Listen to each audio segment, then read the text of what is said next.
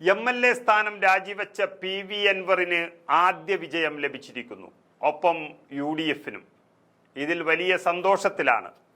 ഇവരുടെ ശക്തമായ മുന്നേറ്റം കാരണം ഇടത് സർക്കാരിന്റെ കൊട്ടിഘോഷിച്ച പദ്ധതി വനം നിയമ ഭേദഗതി തന്നെ ഉപേക്ഷിച്ചിരിക്കുന്നു. നിലവിലെ വന നിയമ ഭേദഗതിയിൽ ആശങ്ക ഉയർന്നിട്ടുണ്ടെന്നും ആശങ്ക പരിഹരിക്കാതെ ഇനി മുന്നോട്ടു പോകില്ലെന്നും മുഖ്യമന്ത്രി പറഞ്ഞത് വ്യക്തമായ ഒരു കീഴടങ്ങൽ തന്നെയാണ്. ഒരിക്കൽ പിണറായി വിജയനും സർക്കാരിനുമെതിരെ അതിശക്തമായി രംഗത്തു വരികയും മുഖ്യമന്ത്രിയുടെ ഓഫീസിലെ ഉപജാപക സംഘത്തിലെ തട്ടിപ്പ് കഥകൾ പുറത്തു പറയുകയും ചെയ്തിട്ടും വേണ്ടത്ര ശ്രദ്ധ കിട്ടാതെ പോയ PV അൻവർ പിന്നീട് രണ്ടാം വരവ് നടത്തിയത് അദ്ദേഹത്തിന്റെ മണ്ഡലമായ നിലമ്പൂരിലെ ഒരു ആദിവാസിയെ കാട്ടാൻ ആക്രമിച്ചു കൊന്നതിലൂടെയാണ്. ഇതെല്ലാം പുതിയ വനം ഭേദഗതി നിയമം വരുന്നതോടെ ജനങ്ങൾ വന്യമൃഗങ്ങൾക്ക് മുൻപിൽ നിത്യം ഹോമിക്കപ്പെടുമെന്ന സത്യം അദ്ദേഹം വിളിച്ചു പറയുകയായിരുന്നു.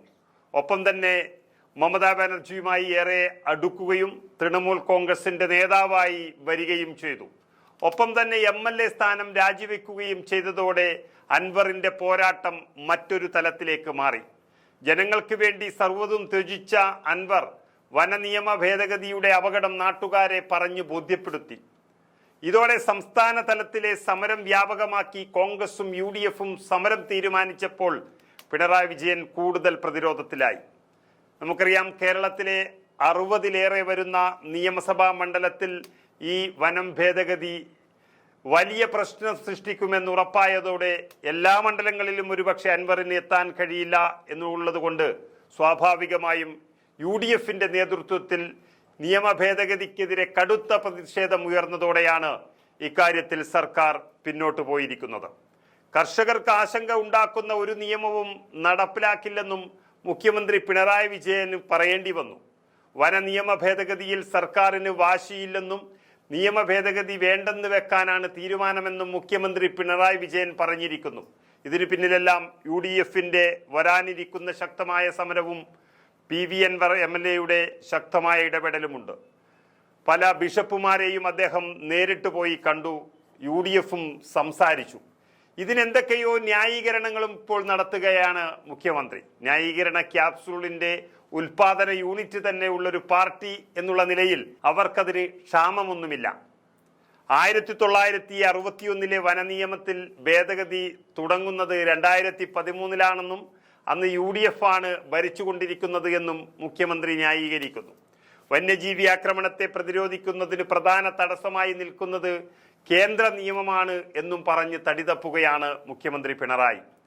38,863 ചതുരശ്ര മീറ്ററാണ് കേരളത്തിലെ വനം.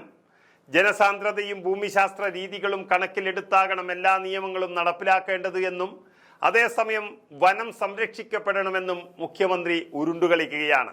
ഇതൊന്നും ആ നിയമം ഭേദഗതി ചെയ്യാനെടുക്കുന്ന തീരുമാനം വരുമ്പോൾ മുഖ്യമന്ത്രിക്ക് പറയാനുണ്ടായിരുന്നില്ല. മന്ത്രിസഭാ യോഗത്തിലെടുത്ത തീരുമാനം പെട്ടെന്ന് നടപ്പിലാക്കാൻ ഉദ്ദേശിച്ചുകൊണ്ടായിരുന്നു മുന്നോട്ടുള്ള പോക്കെങ്കിലും പാതി വഴിയിൽ ഉപേക്ഷിക്കേണ്ടി വന്നിരിക്കുന്നു. ജനങ്ങളെ ആശങ്കയിലാക്കുന്ന ഒരു ഭേദഗതിയും ഈ സർക്കാരിന്റെ കാലത്തുണ്ടാകില്ല എന്ന് പറയേണ്ടി വന്നു മുഖ്യമന്ത്രിക്ക്. സംസ്ഥാന സർക്കാരിന് നിയമം ഭേദഗതി ചെയ്യാനാകില്ലെന്നും അക്രമകാരികളായ മൃഗങ്ങളെ കൊല്ലാൻ പോലും പരിമിതിയുണ്ടെന്നും അതുകൊണ്ട് തന്നെ നിയമ ഭേദഗതി ഈ സർക്കാർ തുടരില്ലെന്നും പറഞ്ഞ് പിണറായി വിജയൻ തടിതപ്പി.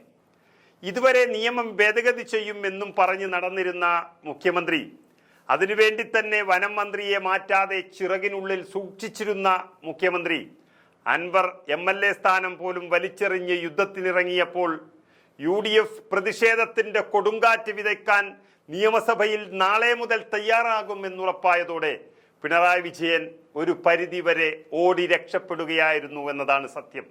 നാളെ ആരംഭിക്കുന്ന നിയമസഭാ സമ്മേളനത്തിന് മുൻപേയുള്ള പ്രതിപക്ഷത്തിന് മുന്നിലുള്ള പരസ്യമായ കീഴടങ്ങലായും ഇതിനെ വ്യാഖ്യാനിക്കാം. ചുരുക്കത്തിൽ ഭേദഗതിയുടെ കാര്യത്തിൽ PV അൻവറിനും UDF-നും വൻ വിജയം എന്ന് തന്നെ പറയാം.